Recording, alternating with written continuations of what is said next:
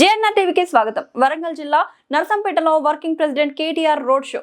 వరంగల్ జిల్లా నర్సంపేటలో Warangal road guest house నుంచి వేలాది మంది కిక్కిరిసిన జనంతో రోడ్డు వెంట కేసీఆర్ జిందాబాద్, కేటీఆర్ జిందాబాద్, పెద్ది సుదర్శన్ రెడ్డి జిందాబాద్ అంటూ నినాదాలు చేస్తూ పెద్ద పెద్ద పార్టీ జెండాల చేతబూని రోడ్డు వెంట ర్యాలీ నిర్వహించారు. నర్సంపేటలో నిలబడిన 30 మంది కౌన్సిలర్ అభ్యర్థులను వేదికపై పిలిచి ఒక్కొక్కరిని పరిచయం చేసి ఈ 30 మందిని అధిక మెజార్టీతో గెలిపించి నర్సంపేట మున్సిపాలిటీపై టీఆర్ఎస్ జెండా ఎగురవేయాలని ప్రజలను ఉద్దేశించి మాట్లాడిన కేటీఆర్.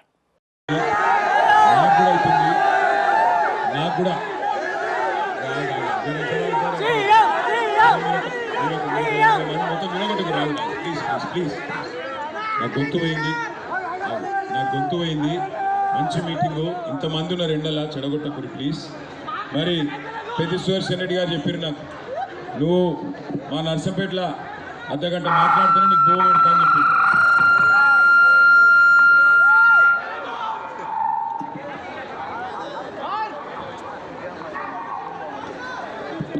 సుదర్శన్ రెడ్డి గారు నాకు ఒక మాట చెప్పిండు, మీరు మా నర్సంపేటలతోనే అర్ధగంట మాట్లాడితేనే బోవ పెడతా, లేకపోతే అట్లా ఇలా కొడతా అని చెప్పి. నర్సంపేట పట్టణాభివృద్ధి కోసం ఎల్లవేళలా పరితపిస్తూ మరి 10 ఏళ్ల పాటు కేసీఆర్ గారి నాయకత్వంలో మొదలు సివిల్ సప్లైస్ కార్పొరేషన్ చైర్మన్గా, ఆ తర్వాత శాసనసభ్యుడిగా పనిచేస్తూ మరి పెద్ద ఎత్తున మీ అందరి ఆశీస్సులతో ఈ పట్టణాన్ని, నియోజకవర్గాన్ని తీర్చిదిద్ది ఎన్నో అభివృద్ధి కార్యక్రమాలు. సాధారణంగా జిల్లా కేంద్రాలలో మెడికల్ కాలేజీలు ఉంటాయి, మీ పెద్ది సుదర్శన్ రెడ్డి గారు. అట్లాగే చెప్పాలంటే చాలా ఉన్నాయి. కానీ ఇక్కడికి వచ్చిన మా ఆడబిడ్డల్ని ముఖ్యంగా నేను ఒకటే అడగదలుచుకున్నా. ఆడబిడ్డలు ఎక్కడున్నారు? కనబడతలేరు ఇల్లు. ఇటు అటు ఇచ్చుకపోయాను. మీరంతా ఎన్నుకుంటే ఎట్లా మాడాలి అయ్యా? మరి ఎక్కడైతే మా ఆడపిల్లలు ఉన్నారో మిమ్మల్ని అందరూ నేను ఒకటే అడుగుతున్నా. ఎందుకంటే నేను ఇప్పుడు తాండూరుకి వెళ్ళి వచ్చినా, వచ్చుడు కొద్దిగా ఆలస్యమైంది. మరి మీరు ఎక్కడున్నారో మా ఆడబిడ్డలు, అదేవిధంగా టీవీలలో చూస్తున్న మా ఆడబిడ్డలు ఒక్కసారి ఒక ప్రశ్నకు సమాధానం చెప్పాలి. మీ అందరికీ నర్సంపేటలో 4000 పెన్షన్ ముట్టిందట కదా? నెలకు 2,500 వస్తుందట కదా? మీ నర్సంపేటలు బాగా హుషారు. మీరు వస్తుంటే కూడా అవద్దని చెప్తున్నారు. నాకు పడుతున్నాయి. రేవంత్ రెడ్డి చెప్తున్నాడు, మాధవరెడ్డి కీసలు పెట్టి పంపించినట్టు ఇచ్చినట్టు కదా? మాధవరెడ్డికి ప్రత్యేకంగా కీసలు పెట్టి పంపించినట్టు మీకు ఇచ్చినట్టు కదా?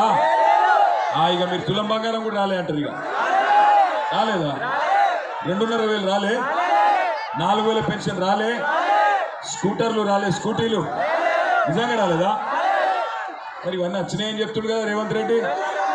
నిజంగా రాలే. మరి నర్సంపేటలో జర్రావు మైక్ మంచిగా ఆగురా, దండం పెట్టావు. మైక్ మంచిగా లేదు, నా గొంతు మంచిగా లేదు, వాళ్ళకి ఆకలి అవుతుంది, ఎందుకు పెడుతున్నావు?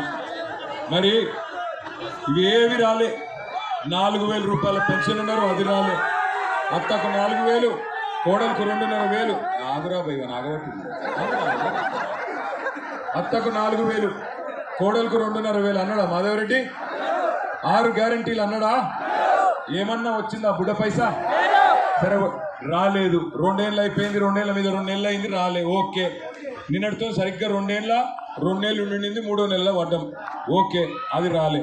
పోనీ బతుకమ్మ సీర వచ్చిందా? బతుకమ్మ సీర కూడా రాలేదా? రంజాన్ తోఫా కూడా రాలే. క్రిస్మస్ కానుక, కేసీఆర్ కిట్టు, అంటే ఇదివరకు ఉన్నాయి కూడా వీకినాయా? మరి కొత్త వచ్చేది రాలేదు, ఉన్నాయి వీకినాయి. మరి అందుకే గుద్దాలి నాకు. మళ్ళా చేయి గుర్తు కోటు, మళ్ళా నర్సంపేటలో మళ్ళీ చేయి గుద్దుతారా? గుద్దురు, మంచి గుద్దురు. పోయినసారి గుద్దురు కదా.